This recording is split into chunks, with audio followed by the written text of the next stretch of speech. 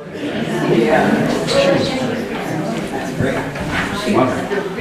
We'll try to get out there this week. Yeah, it's 7 o'clock, so let's come to order here. It's great to see so many of you turn out for this program this evening. As always, we start off with a brief business meeting, so those of you who are not used to that, please appreciate what we do as a Mason Area Historical Society, in addition to these monthly evening programs that we have. Okay, well, without further ado, I want to introduce our speaker for the evening. It's not often that we come up with practically a transcontinental episode of a speaker, but tonight we have that because Darlene Bailey lives in Boise, Idaho.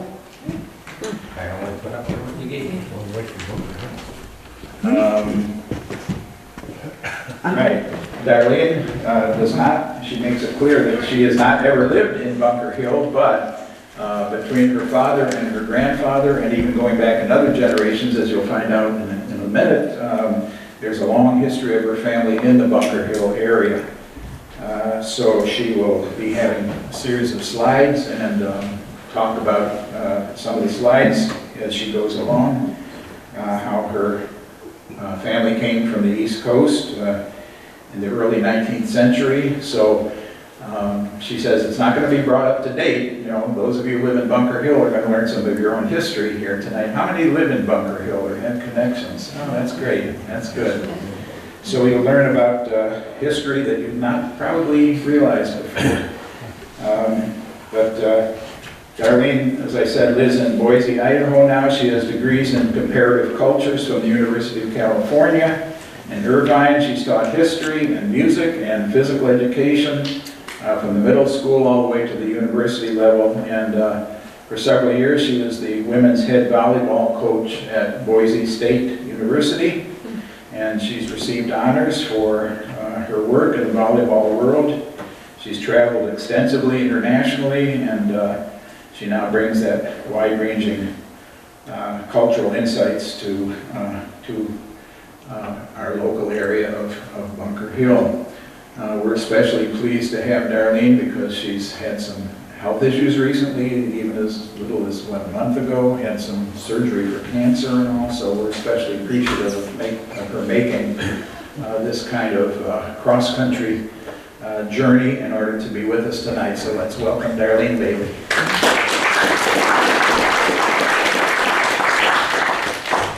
Thank you. Thank you all for showing up. I know it's surprising that I never lived in Bunker Hill, but the history that we're going to look at is going to go from around 1840. Can you all hear me? I can talk on the microphone, but I've never been known to need one, so I'm going to give it a go. We're going to start around 1840, and we will work our way up to 1922.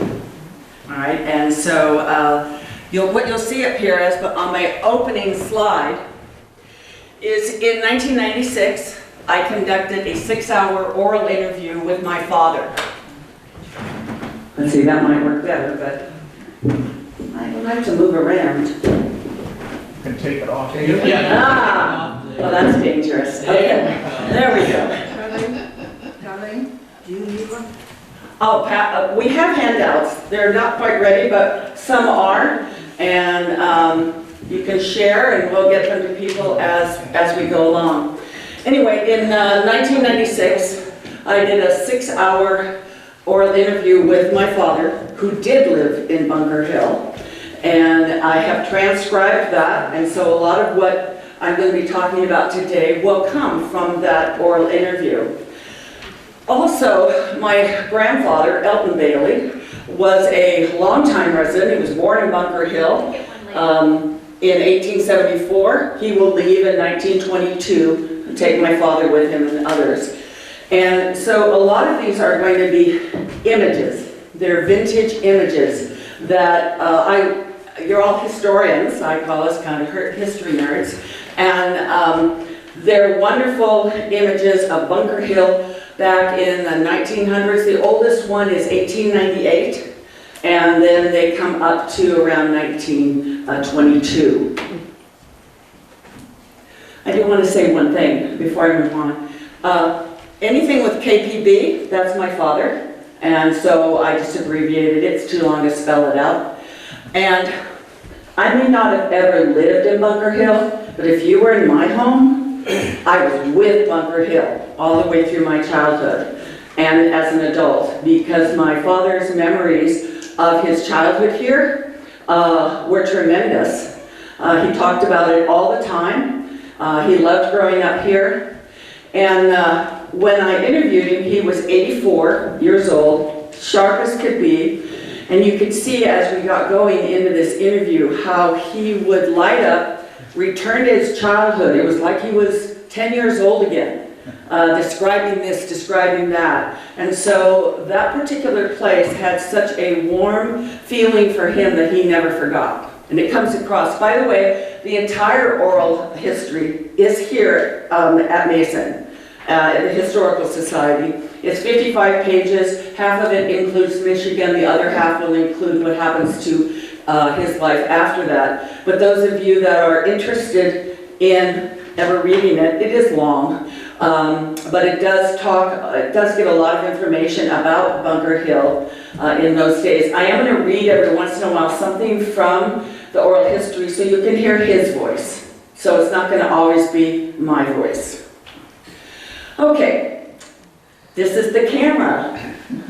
I just downloaded it. This is the camera that my grandfather used to take his pictures. This is one of the early 1900-ish cameras that was used. And as you know, cameras in the 1900s weren't always kept by normal people like us. They just didn't have them, all right? There were still a lot of studio things. There certainly weren't handheld. Certainly weren't any selfies like we know it today. So this is the camera that my grandfather would have taken his photos from. So I have a question. There's little quizzes every once in a while. In what year was the first photograph taken? Anybody want to take a guess? 1826. Who said that? If I had one of my Werthers, I'd throw it, you could get a candy. The answer is, it was in 1826. It was in France. It was called View from the Window. I didn't download the picture. And so that's when the very first still photograph was taken. And I point this one out. This is Bunker Hill, okay? This is my father, probably, what's that, age 7, age 8, something like that. His dog Chuck, the horse Jane. But I took it because of this. Because, sorry. I gotta find my red. There we go, all right. I took it because of that. Because that is my grandfather taking the photo from behind the camera, okay, and he got caught. Well, no, you can't tell me you guys haven't had your thumb over a selfie. Yeah, okay, all right, just checking. All right, so let's look at Michigan, see where we are. These are gonna be the places we look at. Obviously, Ingham County, but Battle Creek is going to play into this, and so is Branch County, a little bit further down. All right, here we are in Ingham. This is a map. Now, some of these maps are available. Many of you may have already seen some of the maps that I'm going to use. They're not something special to me. They're just things I'm using. So Ingham County will be established in 1874. I'm sorry, this is Ingham County in 1874. It's established in 1829, and you see, I will get this, you see Bunker Hill right here at 1839. Okay, we're going to start with Millerism. We got people familiar with Millerism? Okay. Seventh-day Adventism evolved from Millerism, and we will be touching on Seventh-day Adventism because the Bailey family were ardent Seventh-day Adventists. And you need to look, to understand part of Bunker Hill, you will also need to look at Seventh-day Adventists. So in 1830, these are my notes, you can read them, I'll go over most of them, but in 1833, William Miller will predict the second advent of Christ. And that movement, the main roots of that movement are going to be in New York and Southwest Vermont. And when you start looking at the birthplaces of my family, they are going to be in New York and Southwest Vermont. So in the 1840s, Heinz is going to publish the Sign of the Times. And today, Sign of the Times is still the major newspaper, magazine, periodical for the Seventh-day Adventist Church. In fact, 48 periodicals will spread the word. So in 1840 to 1847, this is the geographical distribution of Sign of the Times. You have 131 readers. There are only 615 readers all told. To us, that's a kind of a city block, but back then it's a little bit more. So 131 of the readers. The largest group is from New York, and the second largest group is from Vermont. So this is a New England movement. Now, Miller will predict that on October 22nd, 1844, will be the Second Advent. That date's going to come and go, and nothing will happen. So the Millerites are discouraged. The reactions within the Millerite group are varied, and you're going to have splinter groups. Some of the groups come west. One post-Millerite group will eventually evolve into the Seventh-day Adventist Church. And in May 1863, the Seventh-day Adventist Church will be formally established in Battle Creek, Michigan, with a membership of 3,500. All right, now keeping all that in mind, now we're going to look. This is my great-grandfather. Okay, now these pictures I have had restored. Some I haven't, some I have. His name was George Darlene Bailey. He was born, of course, in Vermont. He will die in Bunker Hill in 1918. This is my great-grandmother, Harriet Beers. She will be born in New York, and again, she will die in Michigan, in Bunker Hill, in 1913. Now, the Baileys are going to come to Branch County. The very first Bailey is a gentleman named James Spencer Bailey. He will come around 1840. And Branch County is known for, what do they call it? Being a New England settlement. It will be made up of, the original settlers are made up of early ancestors of our earliest Protestants, our earliest Puritans. So that group is going to move its way out to Branch County, and that is where the Baileys are going to first settle. The Beers are going to be in Stockbridge in Ingham by 1840. These two then will get married 1854 in Bunker Hill. He'll be a justice of the peace. She will be the first Bailey school teacher, and there are a lot of us. Okay, some of this is things I did not know until I did my own research to know how far back teachers in my family went. This is one of my favorite pictures, and it wasn't until I did research for this particular talk that I learned what it was from. Let me see if I can find the era. This is my great-grandfather.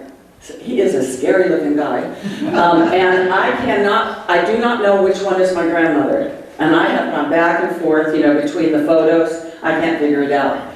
But this was taken at an Adventist camp. And following in the Millerite tradition, that Seventh-day Adventists would have camps. They still have them today. And so their first camp is in 1868, which is going to be then 5 years after the founding, the official founding of the church in Battle Creek. And so when you get a newspaper from that time period, it'll say, the Baileys off to camp, or another family going to camp. And they would go to camps in various places throughout Michigan, where they would do activities, spiritual activities, and they just all would meet.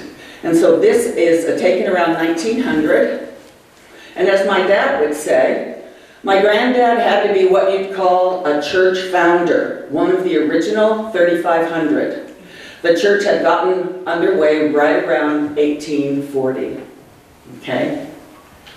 This is my grandmother, my great-grandmother on the maternal side. She was married a few times, okay? And partly she was married a few times because the husbands kept dying, okay, all right? They died, and then she'd remarry, and then die, and then finally, when the second one, Grimes, dies, then she is going to meet the rest of the Bailey family out in California. Her parents are also from the Northeast, and they will arrive in Bunker Hill between 45 and 46.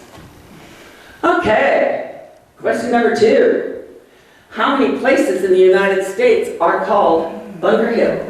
2, number A. 120. Okay, we got an A and we have a D. 16. Just to have one. Okay, here's your answer. Well, Really? there are 120 places, and I don't say cities, because it doesn't have to be a city. Well, Bunker Hill's a township. Well, yeah, well, Bunker Hill's I was thinking more of the Bunker Hill in Massachusetts, that's not a city. Okay, but there are 120 place names. There's a Bunker Hill, Iowa, there's a Bunker Hill, Indiana.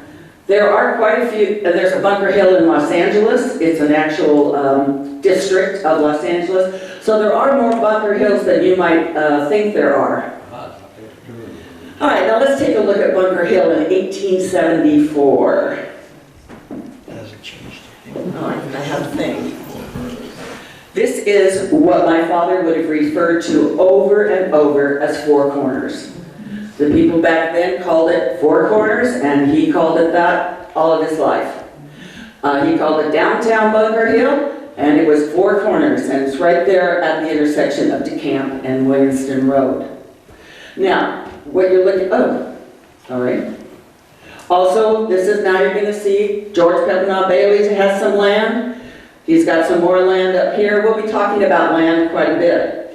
And the townhouse, which is a fairly notable building at the intersection there of Bunker Hill.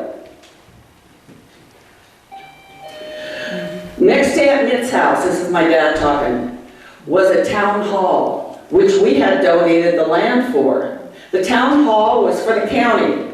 Well, it wasn't a county. It was a section. I don't know what all territory it included, but it included quite a bit. And I think the word township would be accurate, but that's not a word that he might have known at that particular time. All right, so the Bailey land was where this once was. And you can see it. This is J.P. Bailey, and there is your townhouse, probably right there. And there is Four Corners. Okay? And there's other names you'll recognize there. The DeCamps are going to be there. They're going to be all over the place. You're going to have DeCamps all over the place. Now the Beers, eventually this land will go to the Baileys because my great-grandfather is going to marry the oldest daughter of the Beers. And so when they pass away, then he will inherit the land. Okay. I know somebody in here will know that because I've been. What's a cutter? You guys live in Michigan. No, no. Sleigh. A what? Specifically. Open. Open. How many people? 2. So a sleigh is a cutter is an open, lightweight, horse-drawn sleigh that usually has no more than 2 people. It was developed in the United States around 1800 and looks like, there's your cutter, okay? Different from a sleigh, which can be 4, it can be a little bit bigger than this. Now, you don't have in front of you what I needed you to have, so bear with me as I read to you instead, okay? I found this to be very interesting, although it's a bit graphic. We're now moving into the 1900s, and this is a newspaper article from 1904. 4 injured in a runaway. Normally when we think about traffic accidents, we think about cars, okay, and head-on, running, stoplights, etc. So this one is where the victims are badly hurt, and let me read it to you. A runaway teen on a narrow road caused havoc near Leslie Thursday afternoon. 4 persons badly injured before the horses ceased their mad rush. George P. Bailey, that's my great-grandfather, George P. Bailey of Bunker Hill Center started for home from Leslie with a head of merchandise, a load of merchandise. Near the residence of George Wilcox, the team began to run and dashed over the icy road like racehorses. Meeting Jack Arbor in a cutter, they demolished the rig, and Mr. Barber was hurt in the side. At the turn of the road, the sleigh was overturned. The driver caught under. And when rescuers arrived, they found his head with one eye in the base of the brain. Because the cutter, the blades. And it's going to go on, I won't read the whole thing. Eventually the sled will tip over. They will run into a third cutter, 2 cutters, 1 sleigh on the side, and you've got head wounds, and this is like a big, on the freeway, head-on collision with horses that they're not able to slow down. And it's in the middle of winter, of course, it's on icy roads, and these are things that we just don't often think of with the things that go so slow. But those horses could go fast, and if you lost control, you would be in a bad shape. And what made me think of this was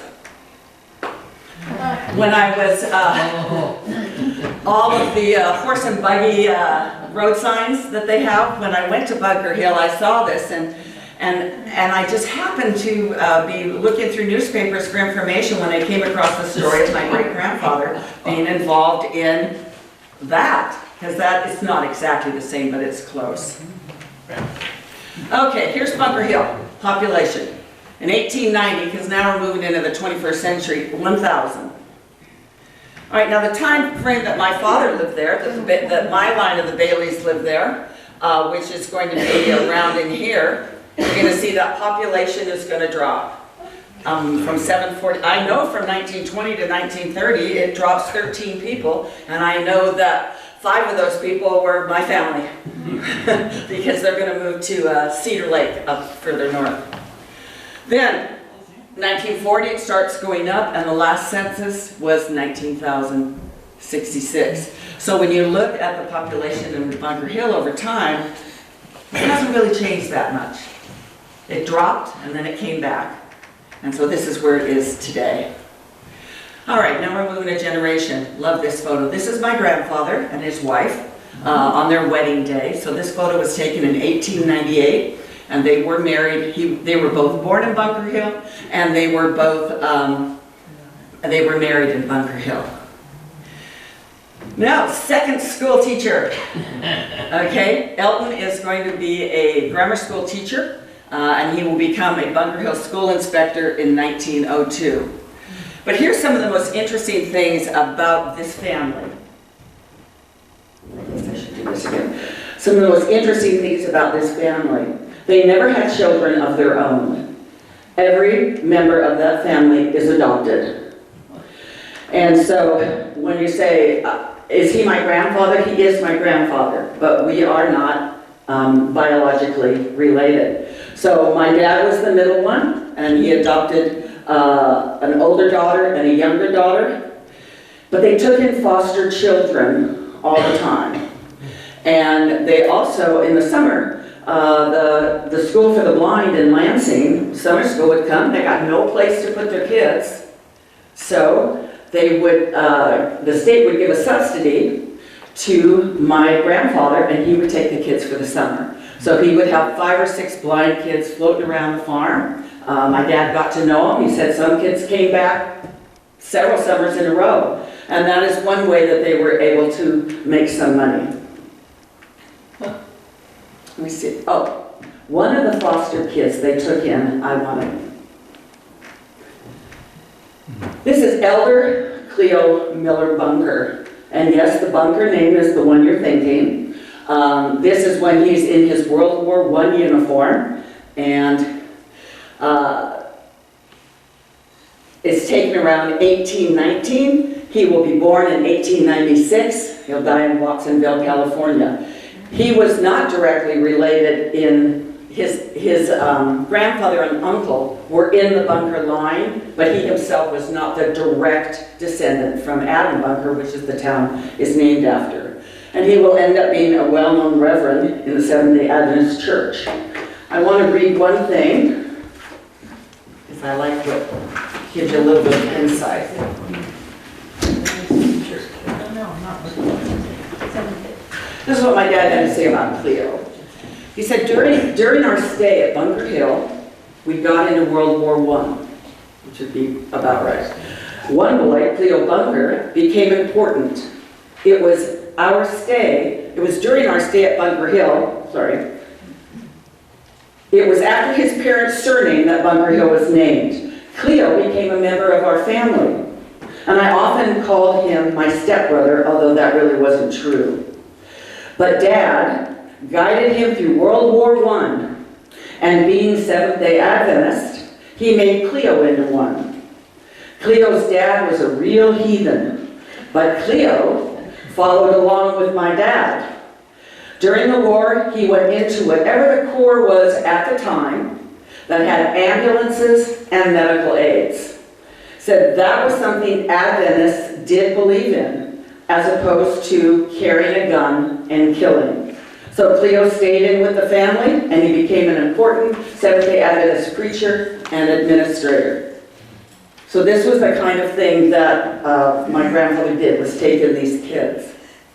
Okay, is that an awesome picture? That is my father. That is my father. My father is going to be born in Benton Harbor.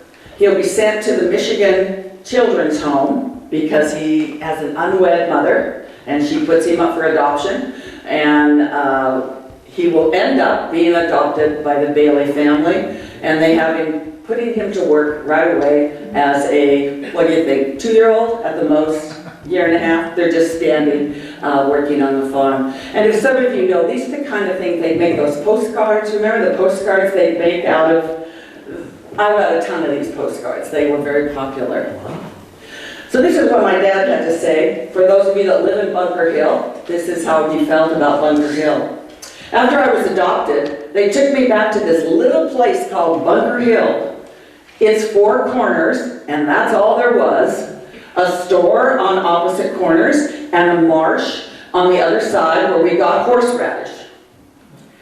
I lived there for the next 10 years. The whole Bailey farm was a huge area, and it had the big house where my granddad had lived. Where we lived was the house that Dad had built on the opposite side of the road.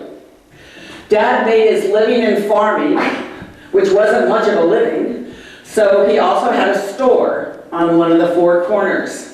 Incidentally, on those 4 corners, this is how he looked at it. The road to the south went to Jackson, the road to the north went to Lansing, the road to the right went to Stockbridge, and the road to the left went to Leslie. I don't know much about Stockbridge, but I know a lot about Leslie. We went there quite often because my grandmother lived there. The Archers were friends of my folks, and they lived in Leslie. Other than that, Leslie is just another road from somewhere to somewhere. And that's how he looked at it. And here we are today. This is 4 corners.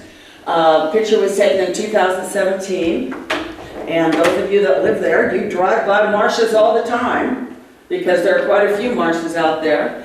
And so you've got that marshland here, and you've got the camps, which are, like I told you, were in our family tree, as were the Williams. There are actually 2 Williams roads out there in Bunker Hill, and my grandmother's maiden name was Williams, so they had been there for a while. Okay. Now, this is Bunker Hill, 1914. And you see the yellow star is 4 corners. We're doing everything off of 4 corners. And we've got blue stars, and those are all relatives in the extended family. This is the Currys. We're here. This is the decamp, one of the decamps that my family married into, and these are the Grimes. These were all families that were related to some extent to the Baileys. And this is Bailey land, where the X's are.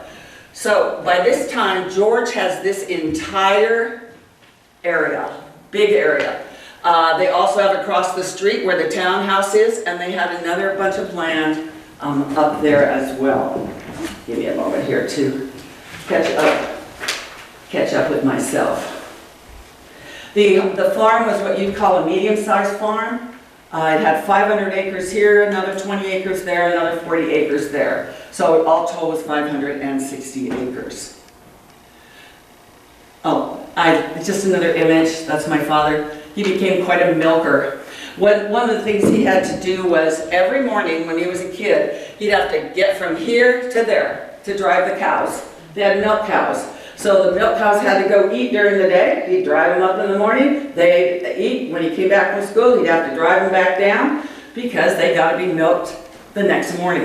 And that was his job. Some of you are shaking your head like maybe you've done it. But you know what I'm talking about. Right. Yeah, up and down. He said that was his job as a child, as an 8-year-old, was to get those cows up and back. And as a result, he became quite a milker. And so later he was able to actually make some money as a milker. Now this is the land that was then donated by my family. They will donate the land for the school, the graveyard, and the church, which 2 of those 3 are still there today. And that at one time was Bailey land. As my dad wrote, we own the whole west side of 4 Corners, but they'd given over one big hunk for a graveyard, and one side another hunk for an elementary school, a church on the other side, all right there in a row. So if you drive down, I believe it is DeCamp. If you drive down DeCamp, you have the store, then you've got the church, then you've got the cemetery. And they're all right there, but there's no school there anymore. And again, you don't have the sheet in front of you. But in 1872, for $1, George P. and Harriet Bailey will deed 56 square rods of land to the district where the school will be built.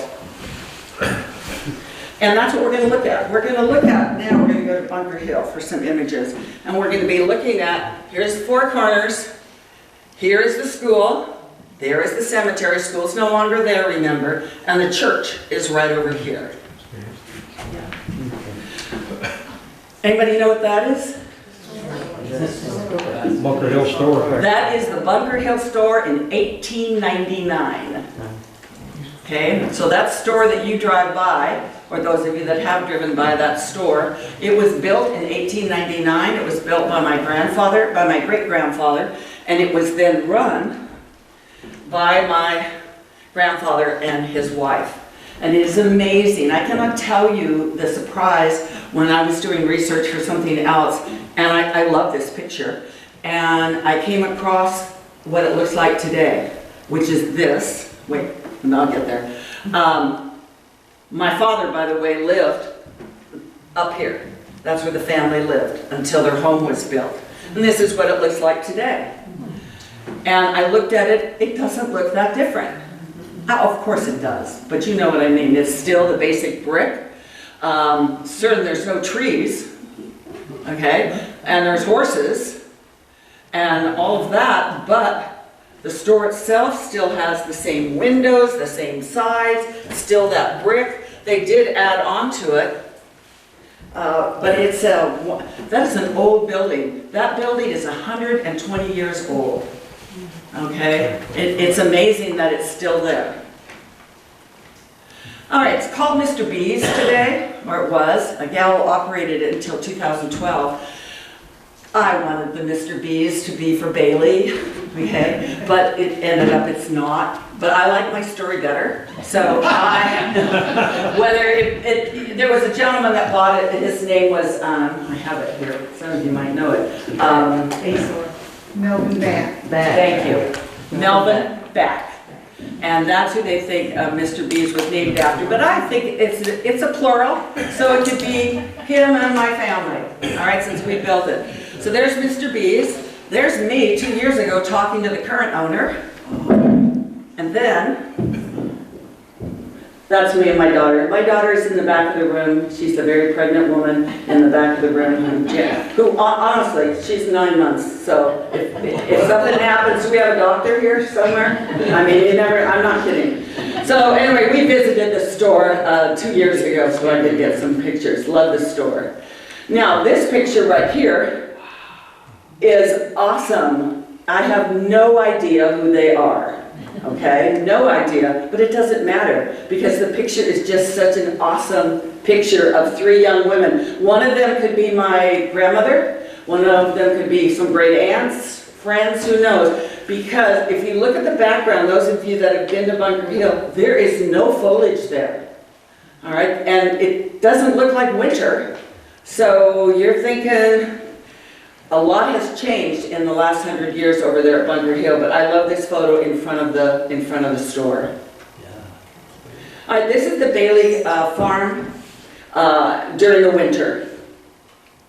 I have looked for it. Of course, it's not going to be there, but we went out today to see if we could just find a building, you know. But there is so much growth.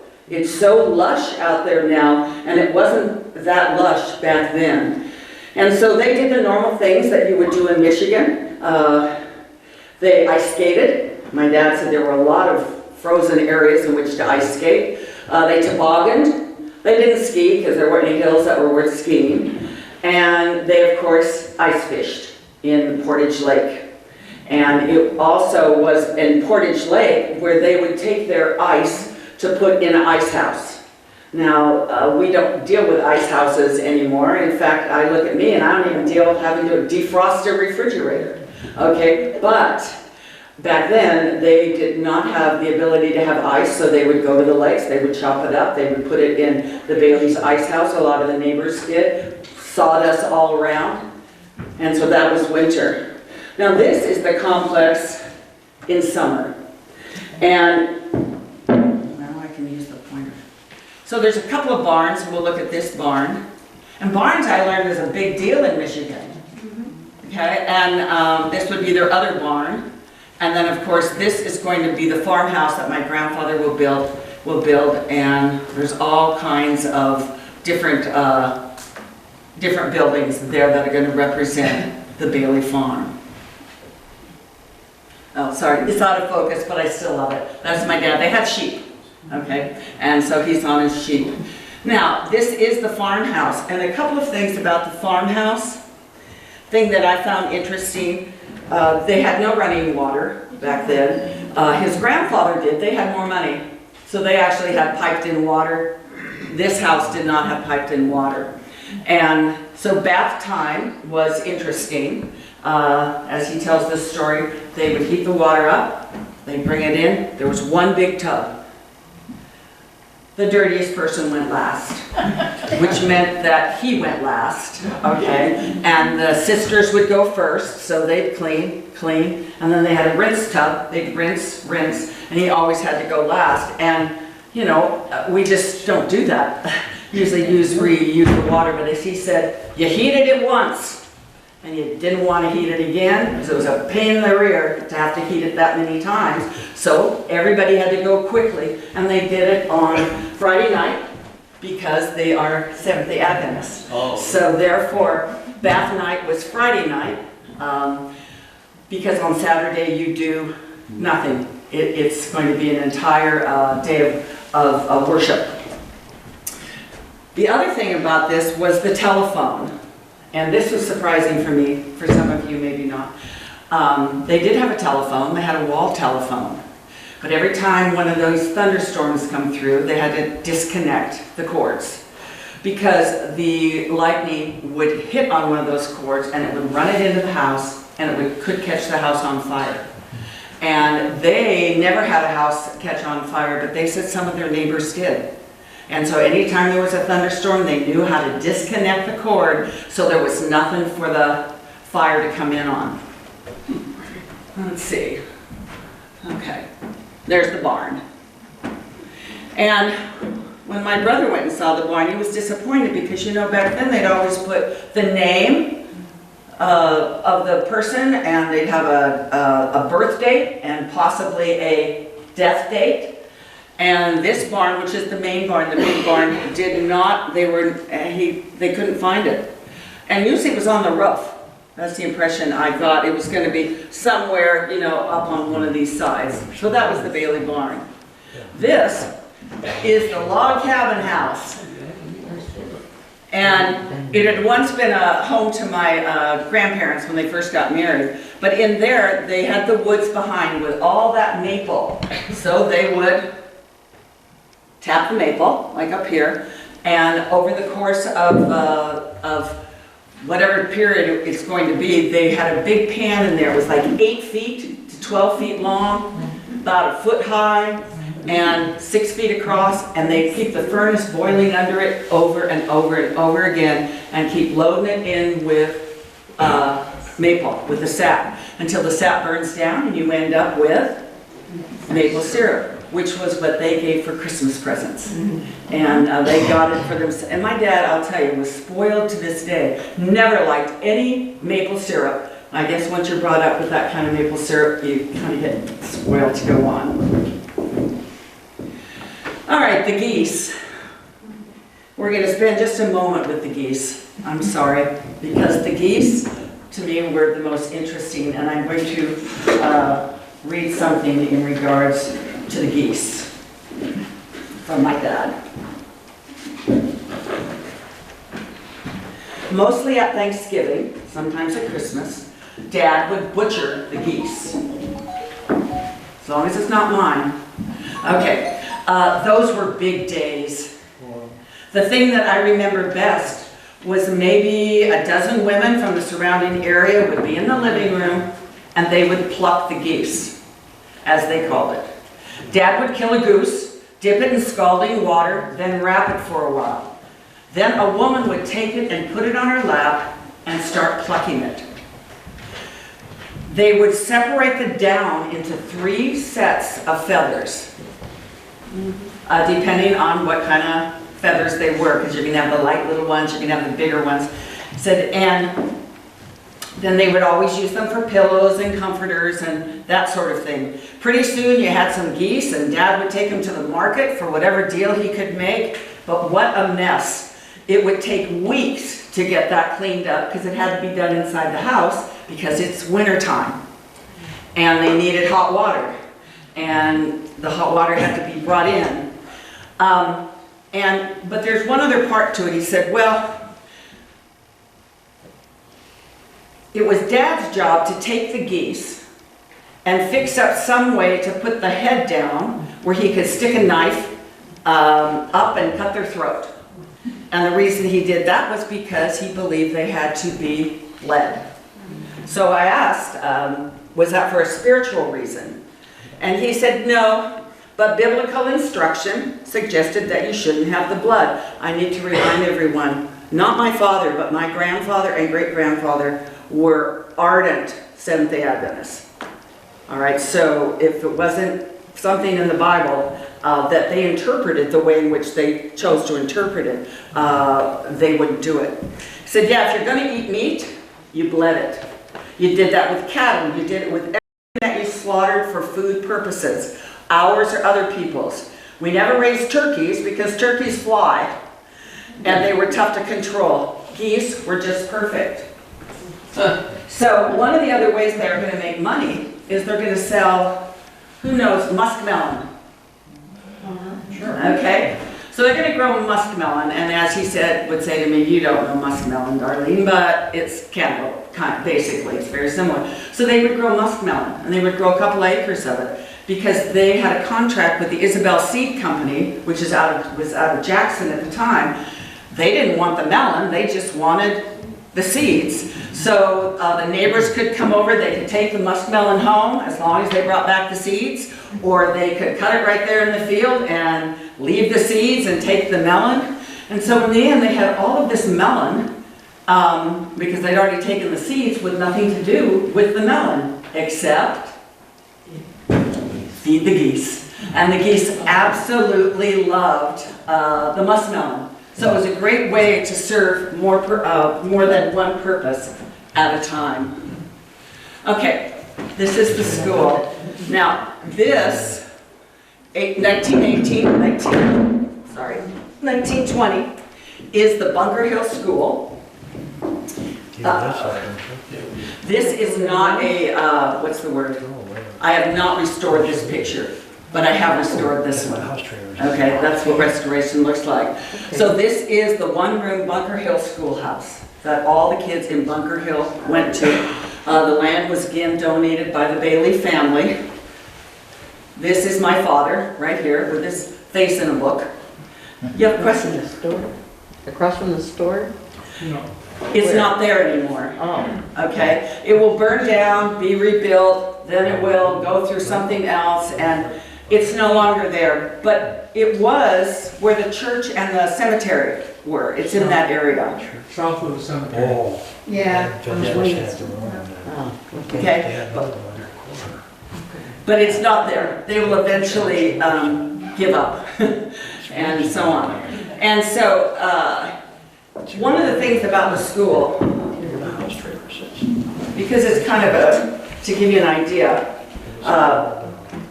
my dad's going to go into the 4th grade. No, sorry, he's going to go into the 3rd grade.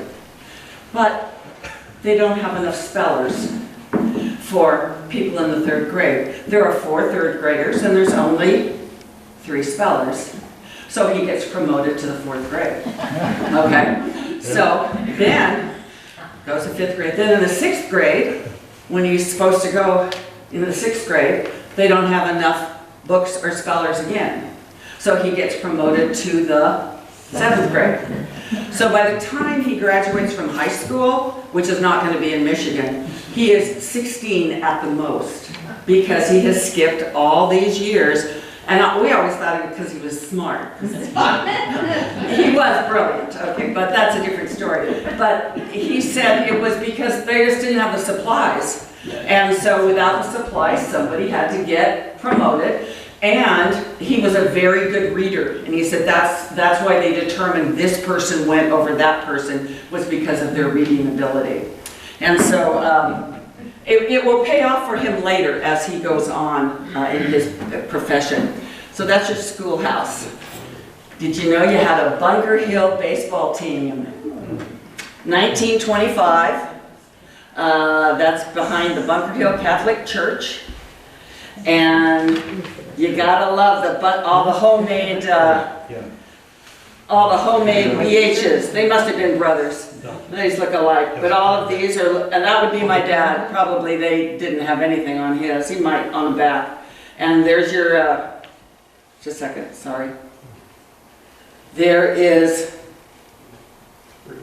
the priest. Okay. All right, so here we are. Now this is today's Bunker Hill church, which would have been the site of the original one that was donated by the Baileys. And I do want to do one thing about the Seventh-day Adventists and the church. I contacted them. I tried to get some response from them, but it didn't get very far. So, but I do want to read one thing.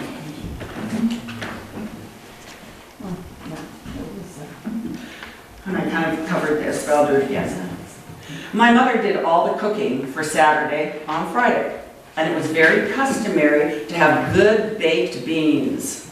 So that all you had to do after church was put them in the oven and heat them up, and you'd have a good basic meal. You'd cook, but you'd prepared your meals ahead of time. You had your bath on Friday night before sundown, once for the week, unless you fell into something. And then you had to have another bath. And those of you that are farmers or have lived on farms, falling into something is not that uncommon. But the Adventist religion primarily, what it has served as far as this country is concerned, it has been a health-based religion. Many of the people, you know their companies were Adventist started. Kellogg was one of them. If you live here, you would know that, I'm sure. Kellogg was an Adventist in Battle Creek and started the Kellogg Company. He drifted, according to my dad, he drifted as a member, but he was an ardent health exponent. And everything was health-oriented in the Adventist denomination. The most prestigious career is still to this day a doctor. And my dad tried that, but 2 days with bedpans and he went, I'm not kidding, he was out of there. So, you'll all get this right, but we all have to have a question we get right. So in 1876, the Kellogg brothers oversaw the Battle Creek Sanitarium. Here the brothers developed their first cereal. Which one was it? It is cornflakes. But I did like the ones I chose. I thought they were so good, even though I knew nobody would get one. So the Kellogg Toasted Cornflakes Company started in 1906 in Battle Creek, Michigan, and that was their very first cereal that they had. Okay, the cemetery. I added one today. The sexton, his name is Chad Sylvius, who is the sexton for 4 of the smaller local cemeteries. He sent me an email today. He said, I've been trying to get these pictures. He didn't do the pictures, but he said, I've been trying to get this info to you. Well, I've just had so many burials in the last 2 weeks. And I thought, okay. Anyway, so remember the Bunker Hill Cemetery is also land that once belonged to the Baileys. And in fact, George P. Bailey, Pepinaw Bailey, was president of the Bunker Hill Cemetery Association in 1903. And when I asked Chad about how did the cemetery develop, he said it's not uncommon for cemeteries to develop next to a church. And he said because they're going to have the service at the church, and then they're just going to walk them somewhere, you know, to put them in the ground. And so while he didn't know the exact, he assumed that there was this kind of relationship between the church and the cemetery. Okay, this is what he sent me today. Okay, I'm a history nerd, I love this kind of stuff. I've gone to the cemetery and I've searched it, taken photos and so on, and I could not find the headstone for my family. And he went there and he said, you won't find it. He said, George Bailey is in plot 19. If you go there, you won't see anything. There's no more little headstone, there's no standing up headstone, but it's there.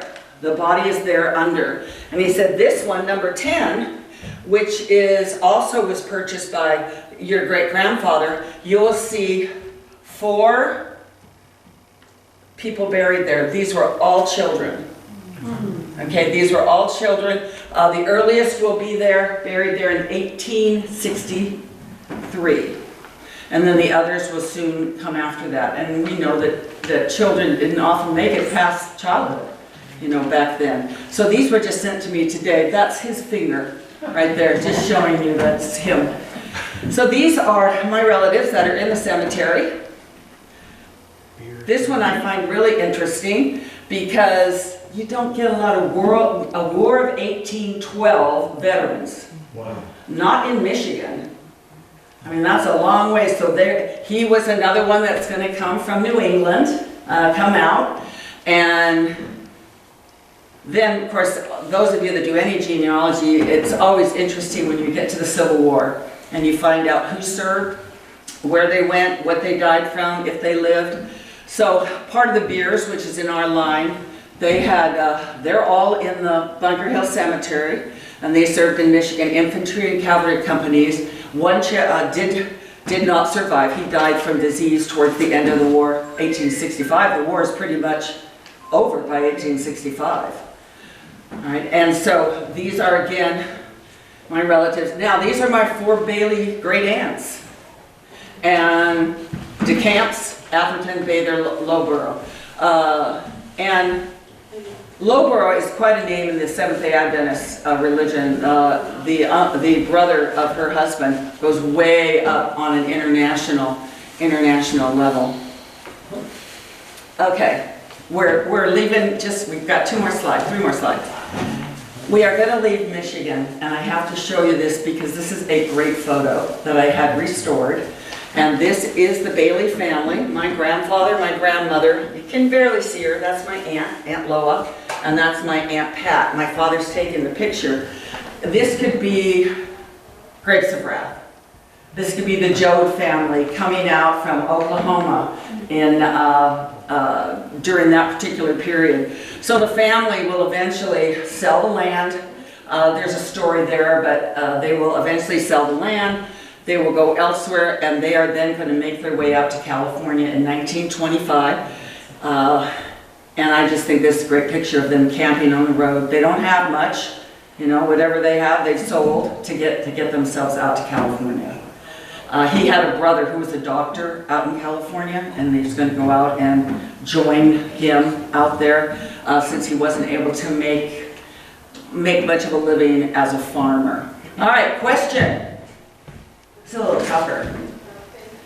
The original Route 66, which they're going to take, ran through 8 states on its way from Chicago to Santa Monica. Which state did Route 66 not visit? Nevada. No. I'm just letting everybody think about it. They can talk about it and decide. Here it is. Nevada. When it goes across Arizona into California, it is not going to go through that tip of Nevada. Okay. Okay, and so it's close to it. It's very, very close to it. But all the other states, it will go through when you go on Route 66. Now, it's not going to become Route 66 till 1926 when it gets an official designation. But anyway, and they're going to travel across in the Star Car. Okay, the Star Car was manufactured in Lansing from 22 to 28, and that's the car. And in his oral history that he gives, that's some of the funnest stuff to read, is these 3 kids in the back seat of the Star Car going across the Mojave Desert when it's 110 degrees out, and his dad wants to stop and see everything. Because his father had never been west of Chicago. And so now they're going to go down through Colorado. He wants to see where Buffalo Bill lived, you know, and they're going to go here, the Grand Canyon. You know, my dad says, well, look, it's a canyon, it's big. All right, let's get going to California. Let's go to the beach, the oranges, and the palm trees. And his dad was like, no, we're going to take in nature, and we're going to, you know, really feel it. So it's quite a trip that they took in. Can you see 3 kids in the Star Car? Okay. They are going to make it to California. They are going to get to the palm trees. And as we conclude, this is the Baileys after they arrived in California. Remember, they are all adopted. This is an unusual family because all of them are adopted. And they then will die in Riverside, California. And if any of you are familiar with anything with the Seventh-day Adventist Church, Loma Linda, which is a major headquarters for the Seventh-day Adventist Church. It's right there, that's Riverside. Riverside and Loma Linda are all there together. My grandfather will get a farm there in Riverside, and he will die, but he will always, and that whole family will always, except one of my aunts, be Bunker Hill. They will always talk about it. They will always, you can tell I love it. I just grew up with stories of 4 corners. There were 4 corners, you know, and it was this and that, and we had this story, blah, blah, blah, and all of this and that. So, I am done. I know I'm showing them, yeah. What road was the farm that you have pictures of? What road was that? Was that on Williamston or? Okay, if you look, do you have one of the, okay, it should say on the 1940. Yeah, circled, right. And, but it should show the J.P. Bailey. Oh, okay. And wherever the town, you know where the town center, the townhouse, right? Right. That was Bailey land for a long way back. Right. But where the store is and the cemetery and the church, all of that was Bailey land. The DeCamps owned the other side, but the Baileys owned this side. Right. And what's going to happen is the DeCamps are going to want to make money. And my grandfather was not that interested in making money. Any money he made, he just gave to the church anyway. So there's as my dad called them, angry times between the families, where his sisters, who are married to 2 of the DeCamps, they want to make the farm profitable. And my grandfather doesn't care about money. And so they're gonna have, you know, a thing, and eventually my grandfather will sell, they will divide up the land, and then eventually they will sell the land. But so they're on the west side of, I would think, Williamston. Okay. They're, okay, and divided in half by the camp. Yeah, okay. Right here. How can you be so certain that your great-grandmother is in that favorite picture of yours? Of the whole family? I'm not. I have a theory, if you want to bring that picture back up, I think I can find it for you. Oh, you do? I do. Are we related? We are not. Okay, I'll be happy, Correct later. because I'll look at the picture I have of her as that portrait, The other. and then I look at that one and I go, it could be her, it could be him.